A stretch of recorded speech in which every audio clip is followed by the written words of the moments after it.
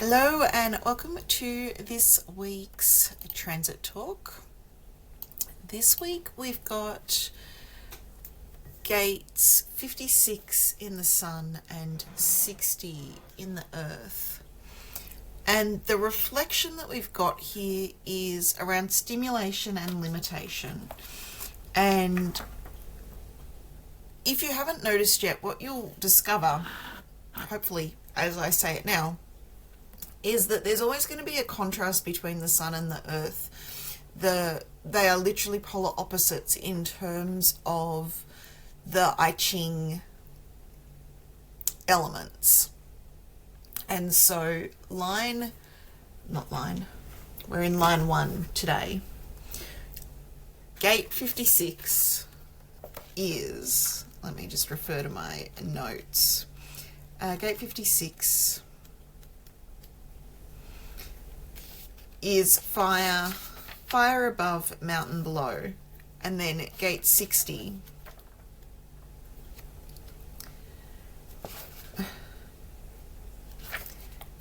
is water above, lake below. So we've got that contrasting energy. So gate 56 is stimulation, the storyteller, the wanderer. It is fire, which is passion and an urge to share experience. And then gate 60 is the water and the reflection, and is more a stillness and limitation. So it grounds stimulation through limitation structure and knowing when enough is enough. So these contrasting energies are in play, and they will always be paired the same way. So if the Sun is in gate 56, the Earth is in gate 60. No negotiations, no shifting, no changing. There's just always these same pairings. I'm drawn to, though I'm not promising, create a list of these pairings in the Human Design Aligned Living community. Let me know if you want that. If you're listening, let me know if that would be helpful to you, to know what these pairings are, these contrasting energies, which on our personal charts can give us an indication of where we bring one side of the coin. So if you always tossed a coin and you always got heads, so say for example gate 56 is active in your chart and gate 60 is not, then you'll find that there's a pull in that direction. Noticing the gates in the transits allows us to pick up on the energies that are meant to be inconsistent for us. So last week we had 62 and 61. Now 61 for me is a consistent energy, I believe. One of them is a consistent energy. I'm just going to pull up my body graph and double check that. Yeah, 61 is a consistent energy for me, though it was amplified last week. 62 is an inconsistent energy for me. And so noticing that there are energies that come and go. One of the things, when we go shopping hungry, the reason we're not meant to go shopping hungry, and I say not meant to, like who says and why? A lot of us will have had this experience. Maybe it's just me. Certainly a lot in my family have had this experience. When you go shopping hungry, our brain falls into the delusion that we will always be hungry, and we end up buying way more food, and generally not ideal food. I went shopping, Tori took the packet away. I went shopping the other day and I was in craving. So not necessarily hungry, but seeking the craving energy. And I came home with 4 bags of lollies. Now, do I need 4 bags of lollies? No. But in that moment, while I was in a craving energy, we fall into this trap of believing that we will always be. We're not very good as humans discerning between what is transitory what is temporary and what is permanent and consistent. And so the purpose of playing with the transits is to recognize that there are things that come and go, and allowing ourselves to recognize this is a temporary or transitory energy. So for the last week, we had gate 61 and 62 active. 61, like I said, is a consistent energy for me, though it felt amplified in the way in which the melancholy washed over me. And I'm curious to see when we flip in 6 months' time. So the way the transits work is the Earth will be in one gate now. In 6 months' time, the Sun will be in that gate in their pairings. And I'm curious to see how that plays out for me in 6 months' time. We'll see. We'll see if I remember. We'll see if I come back to this. What I'm drawing attention to, poorly I suspect, is the melancholy that was there for me over the past week. While it is a consistent energy, it was an amplified energy. And so that amplification isn't consistent. And recognizing that feelings, energy will flow through us. There are some things that are consistent. And that's where we want to play with human design, is letting go of what we think should be consistent that is inconsistent for us. Shifting the conditions that we place on ourselves. This is what deconditioning is. It is removing the conditions that don't serve us and that we can't live up to on a consistent basis. And so while I can temporarily hold my breath and sit underwater for, 30 seconds. I don't imagine I can hold my breath for very long. The fish lives in the water consistently. Knowing where we are consistent, where we are inconsistent, where these feelings or energies or intuitions or instincts are temporary and where they are consistent allows us to make choices about the conditions we allow to impose on our life. So coming up this week, or we've already transitioned into it, is gate 56 and 60. So gate 56, I'm just going to look up in the book.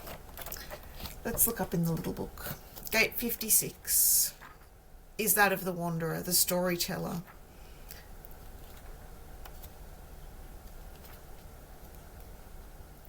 It is fire above, mountain below, so there is stability.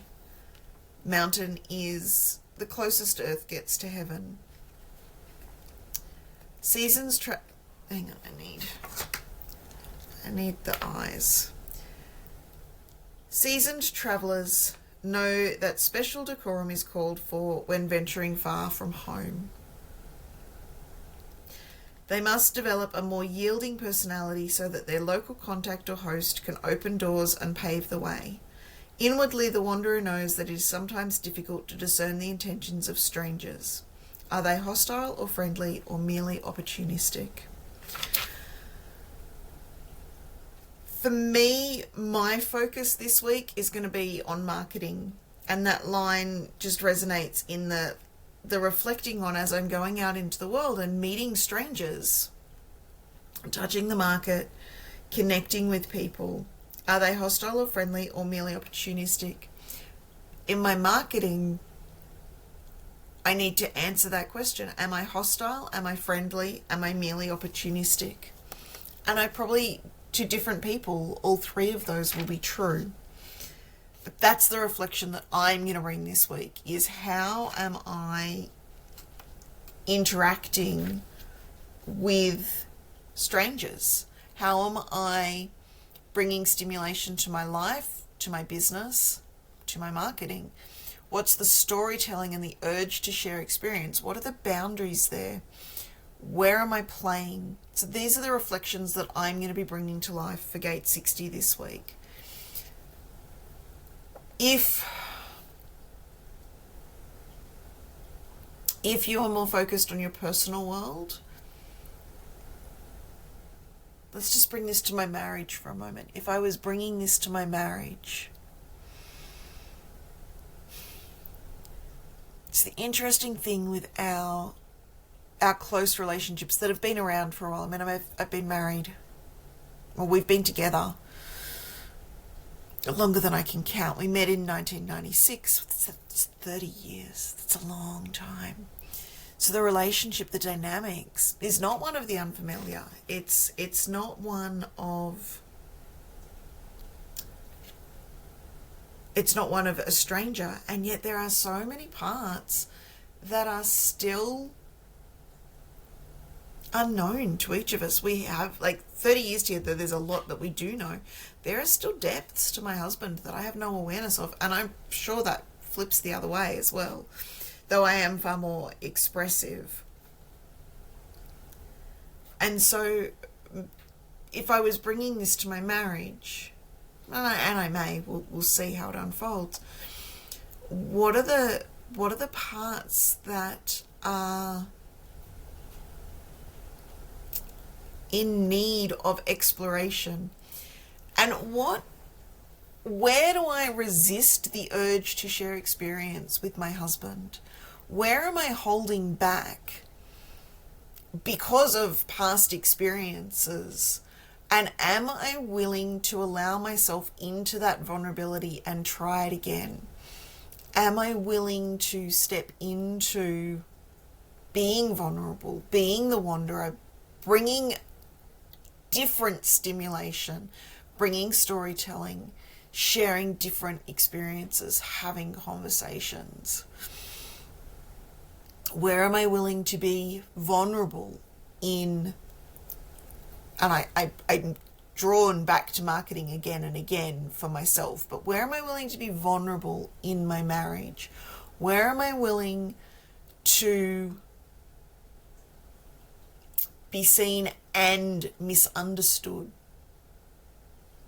Where am I willing to be heard and rejected?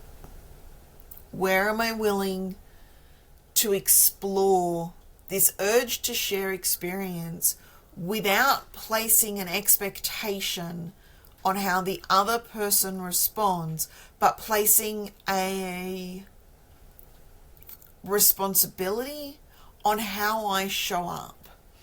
And where can I leverage this transitory energy to ruffle the feathers a little bit, to push things out? Now, you probably, if you're acting through these energies, either of them or any of the transits, there will be a pushback of you don't seem like yourself, and you're not yourself. You're operating through the not self, and yet through that contrast, we can discover not only who we are, but who others think we are, and where we bring those energies. So if we tap into this energy and people don't notice the difference, then we know we're operating in our not self. And so those thoughts are what's coming through at the moment. Gate 56, stimulation. It is, I'm pretty sure it is a throat gate. If it's not a throat gate, it's leading to the throat. It's the Anya throat connection. We'll open up this book. Yesterday I had a plan to do the page numbers in this book, and I didn't come back to it. I may pay one of the teenagers to do that for me. What are we looking at? We're looking for gate 56, which is a collective channel. 5611 64, page 64. The channel of curiosity, a design of a seeker. That's the complete channel. You're a pure seeker, which means you are never supposed to achieve any final goal. Interesting. So this is not the week for goals, clearly. Gate 56, the gate of stimulation. People who use their own past experiences in order to illustrate the concepts and stimulate others. This is the gate of the storyteller. These people spin a yarn out of the ideas gathered in the 11. They are really only interested in getting an emotional reaction from their listeners. They are not interested in proof, fact, or detail like the 62. So when we look at the body graph, there's 3 channels connecting the anya to the throat. 6217 is on one side, 5611 is on the other, and in the middle is the 2343. And so this, in contrast to the 62, it's not grounded in detail, it's grounded in emotional expression. It's grounded in peace. Is gate 11 is peace, the gate of ideas and peace.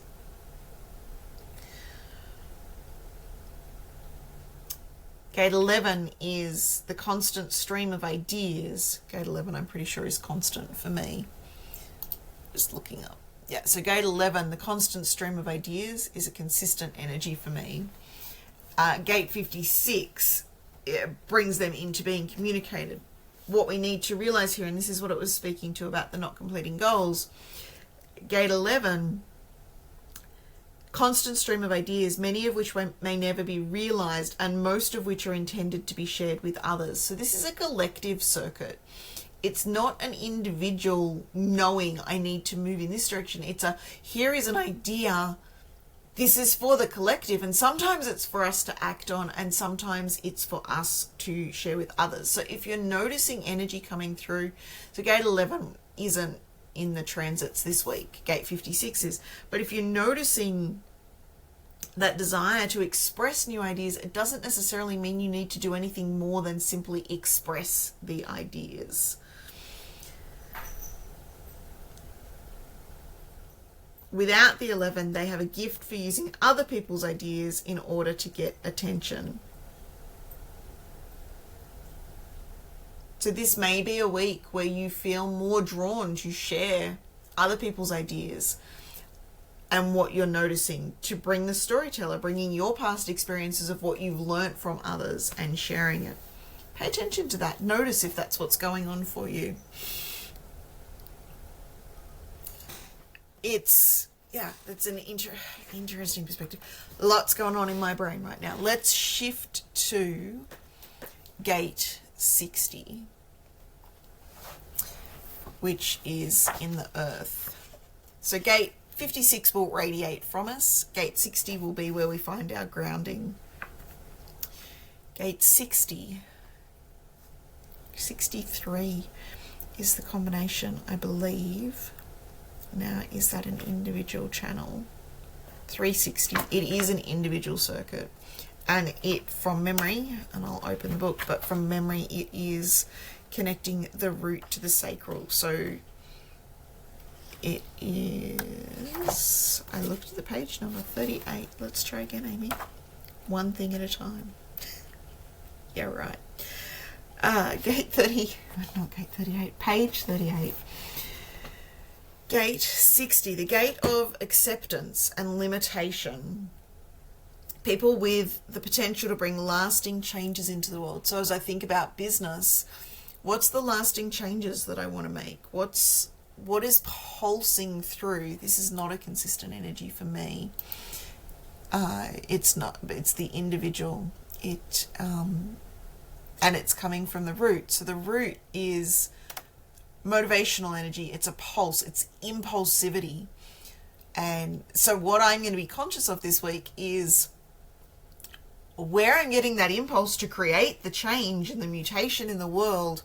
And I'm definitely feeling that starting to ramp up. We're only on day 1, but this push to change the world, allowing that to sit and checking in if it's mine, and allowing that to come through. So gate 60, it is bringing the structure. It's that pulsing pressure to mutate. This is probably an ideal time. I'm looking to write a book, an ideal time. What is the change that the collective energy wants that can come through me? And tapping into, when someone gets to the end of my book, what is the change I want them to have experienced? What is the transformation I want available to them? Bringing that with the potential to create lasting changes. Now, not everyone that reads my book is going to be transformed, but if 2 or 3 people get an insight that transforms their life, that to me would make it worthwhile. These people feel a great pressure within them to innovate something new, but cannot release it whenever they please. Hence, it is the gate of accepting the limitation. The great challenge of this gate is to learn to wait for the right moment without knowing when it will come or even what it will bring. I'm reminded of Doctor Who. He never knew why, but he always knew who to give the TARDIS key to. It's a scene with Clara, and it takes a little while. He connects with fragments of Clara before he connects with genuine Clara, for want of better language. She ends up scattered back through his timeline, and he interacts with her, and then he meets her, and ironically that journey is what then takes her to become the fragmented parts of the past. But the statement, I never know why, but I always know who. And he certainly transforms everyone's life that he brings into the TARDIS with him. Not everyone out there, but there is the select few brought in. There's something there for me to ponder further. I will allow that to percolate and play out. Ironically, it is at... I feel like I missed a sentence. While these people are waiting for the next gear shift in life, they can become deeply melancholic. Great, more melancholy this week. Ironically, it is at such times when they feel... I'm tempted to do a search of this book and look for like all of the melancholic gates. But I'm also curious if the reason that's infused through is if the author had melancholy labelled in there, and I'll do some comparison between the two. But the word melancholic just keeps jumping out at the moment. It was there for last week in the 61, those that aren't living, and now we've got it here in the 60, this melancholic, when we're not living in alignment. Now, of course, the simple answer, as my daughter very boldly pointed out to me the other day, well, just live in alignment and you won't have to deal with the melancholy. If only it was that easy. I wish I was a teenager and knew everything again. Ironically, it is at such times when they feel at their most limited that the mutation within them is occurring, like the butterfly hidden within the chrysalis. Chrysalis is a word that is coming up. Yesterday I stumbled on a blog called Midlife Chrysalis as an alternative to midlife crisis. And the chrysalis, for anyone not knowing, is that moment where we're in... I say where we're in... where the butterfly is in the cocoon and they've turned to mush. But that's the second time in 2 days. I find it interesting what I'm attracting to me at various times, and this word of chrysalis, and the fact that I'm noticing it. Like there's, I don't know how many words on this page. The two that have jumped out at me are melancholic and chrysalis, but this transformation and the chrysalis is we cocoon and we go to mush. And sometimes when we're in that mush, we forget that there's anything more than that. I'm reminded of the core crust model, which somebody asked me about this week as well. And in that we've got the hard shell is the crust. And I use the Ferrero Rocher, but I'm just thinking the butterfly cocoon is quite similar. There's the hard shell, there's the gooey in a Ferrero Rocher, there's the gooey chocolate. In the chrysalis, there's the gooey mush, and then at the core, so in the Ferrero Rocher there's a really clear nut in the middle. In the chrysalis, I don't know that there is still that same core energy that you could, like if you dissected one, and I'm not suggesting we dissect them, please don't go out and dissect cocoons, allow the butterflies to have their transformation, but if we dissected a cocoon, I don't know that there would be that same like core nut in the middle that we can see, but there is an essence, that dissolution of the caterpillar into the mush. Something is driving it back to become the butterfly, and so there's that core energy, that core guiding light, our DNA on a cellular level. If we look at a cell, we're still seeing this pattern. There is the outer layer of the cell, there's the fluid, and then there's the nucleus at the center of the cell. She says, remembering year 8 biology from quite some time back, but also we did touch on cells a little bit as I was home educating my kids. I'm just going to look up a cell image because my brain wants to confirm that that's accurate. So yeah, so in a cell we've got, where's the word pointing to that? But there's like an outer layer, and then there's a liquid filled with all kinds of stuff, and then at the core there is the nucleus, and at the core of that there's even the layers within that. There is the nucleus, the nuclear membrane, then there is not a name on that, but there's like a space, and then at the core of that is the nucleoli. I don't think I can say that faster. I'm like, I said that really slow, but yeah. So, but there's these constant sort of layers of outer shell and then the goo. But what happens is in that gooey, this transformation in that gooey, and I'm turning it into like a metaphor, we forget that there is these future possibilities, which is where the melancholy comes from. It's like, while we're in this gooey transformation, while we're in this state of change and shifting, whether that's a life stage, a identity shift, a business direction, whatever it is where we're creating this transformation, there is this constant collapse of what was into goo and mush, and then this reformation, and the knowing. The words that keep coming up is the pushing upward. That's definitely one of my consistent energies, and I can't quite work out. Let's see if I can. So it'll be 53, 54, or 32, 42. Let's look it up. So we've got 32 comes first out of those. 32, endurance. 32. 39, 41.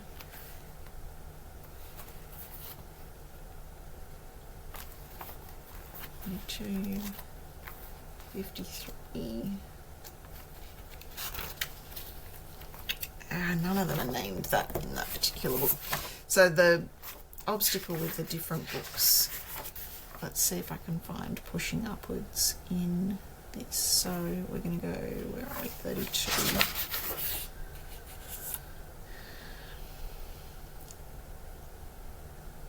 Pushing upward. I take it back. It's not one of my core ones at all. It is 46, which is still a core energy for me. It's just not in my sun. So 46 is the pushing upward, and is, if we look down that line, so 11, 56, 33, 13, 46, 29, 42, 53. That's the consistent energy. So the 29 is the only one missing in that. It swaps sides at the bottom, but that's a full connection, and there's 64, 47 at the top. I don't think I expressed that well. I'm not going to try and fill in that gap. If you have questions, come and ask them in the community. But there is this need for pushing upward, and the pushing upward is the seed knows when it is time to grow. So you plant the seed and you water it, and the sun shines on it, and it knows when it's time to make that shift. So it lives dormant in the paper bag at Bunnings, or at I don't know, does the US have Bunnings? Is Bunnings an Australia thing? I digress.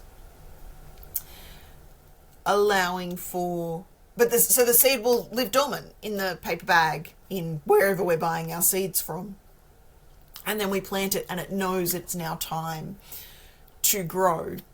And it's the same for us. We know when it is time to collapse into that chrysalis for the transformation, but we also know when it is time to make that shift from the caterpillar to the butterfly, and allowing for that cycle of transformation to unfold. Now, that again is one of my core energies. Maybe you resonate with it, maybe it appeals to you and you'd like more of it, maybe it doesn't, and that's okay.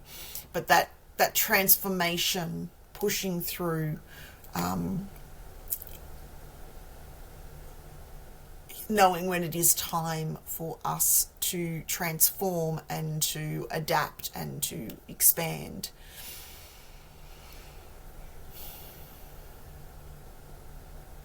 So I think that's my reflection for this week.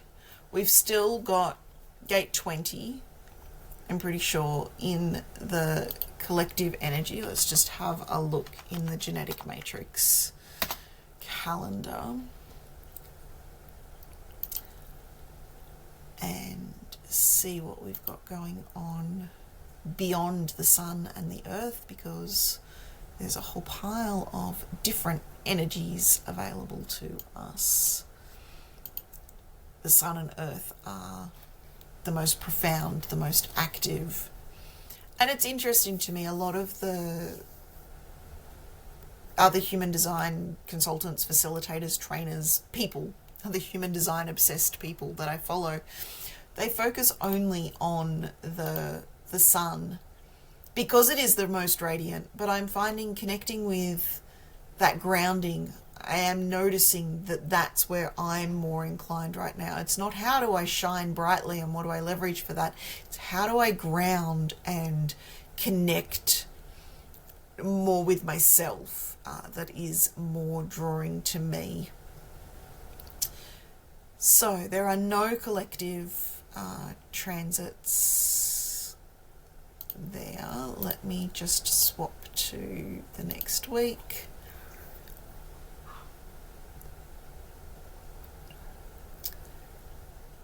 So come Friday, at least in Australia, so we live in the future, so Thursday for those of you living a step or two behind day-wise, collectively the universal energy, there is only now, the days just the money line is coming into play. So the money line is 2145,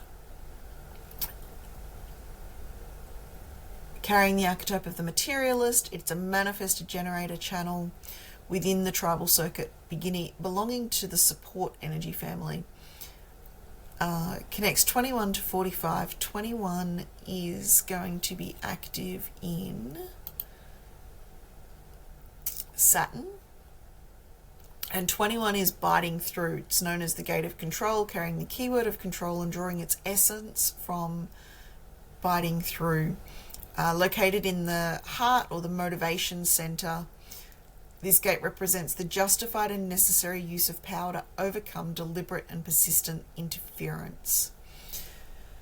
So that's active in Jupiter. I suspect that will be active for us for a little while. It has been active. It's line 6, so it's been around for a while. And then 45 is coming in Mars.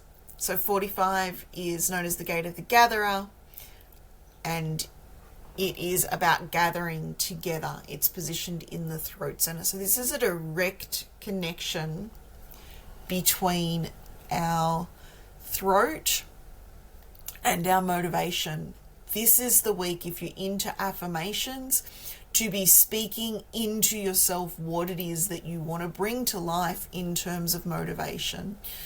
And so that is the 2145 will be active from the 24th or the 23rd, depending on where you're living. And it hangs around for 6 days, maybe. Let's just flick to the next week.